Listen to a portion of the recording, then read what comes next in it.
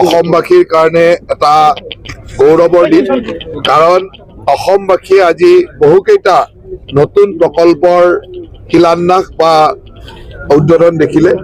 আজি আমাৰ মাননীয় প্ৰধানমন্ত্ৰী ডাঙৰীয়া কোকৰাঝাৰলৈ অহা কথা আছিল, কিন্তু প্ৰতিকূল বতৰৰ বাবে তেখেতে কোকৰাঝাৰ আহিব নোৱাৰিলে। গুৱাহাটীৰ পৰাই আৱাসিকভাৱে এই কাৰ্যসূচী সম্বোধন কৰিলে আৰু এই কাৰ্যসূচীলৈ BTC অঞ্চলৰ লগতে ওচৰৰ 2-3খন জিলাৰ পৰা প্ৰায় লক্ষাধিক লোক ইয়ালৈ আহিলে, উৎসাহেৰে আহিছিল, সকলোৱে কাৰ্যসূচীত অংশগ্ৰহণ কৰিব পাৰে।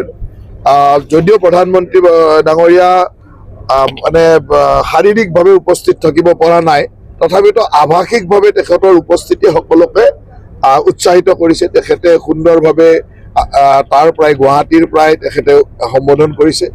মুখ্যমন্ত্ৰী ডাঙৰীয়াই গুৱাহাটীৰ পৰা সম্বোধন কৰিছে, BTC প্ৰধান ডাঙৰীয়াই ইয়াৰ পৰা সম্বোধন কৰিছে আৰু গোটেইকেইটা প্ৰকল্পৰ যি ধৰণে শিলান্যাস বা উদ্বোধন হ'ব লগা আছিল গোটেইখিনি হ'ল। BTCবাসীৰ কাৰণে গৌৰৱৰ কথা যে আজি বাঁছবাৰী অঞ্চলত এটা ৱাগন আৰু ৱৰ্কশ্বপ এটা ইণ্ডিয়ান ৰেলৱে কৰিছে, গতিকে সেয়া এই অঞ্চলৰ অৰ্থনীতিক আগুৱাই নিয়াত, এমপ্লয়মেণ্টক আগুৱাই নিয়াত সহায়ক হ'ব।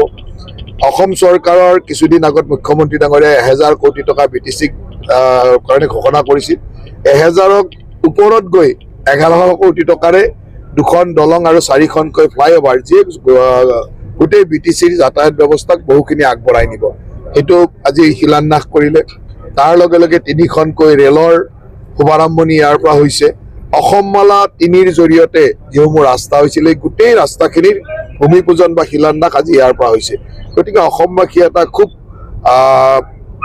উন্নয়নৰ এটা সুন্দৰ দিশ ইয়াৰ পৰা দেখিছে আৰু BTC অঞ্চলত প্ৰায় লক্ষাধিক লোকে যি ধৰণৰ উৎসাহ উদ্দীপনাৰে আহিলে, ইয়াৰ পৰা আমি নিশ্চয়কৈ বুজি পাইছোঁ যে ৰাইজৰ আমাৰ ওপৰত আশীৰ্বাদ আছে আৰু আমাৰ দায়িত্ব বৃদ্ধি হৈছে আৰু সেইমতে আমি ভৱিষ্যতৰ দিনত কাম কৰিব লাগিব।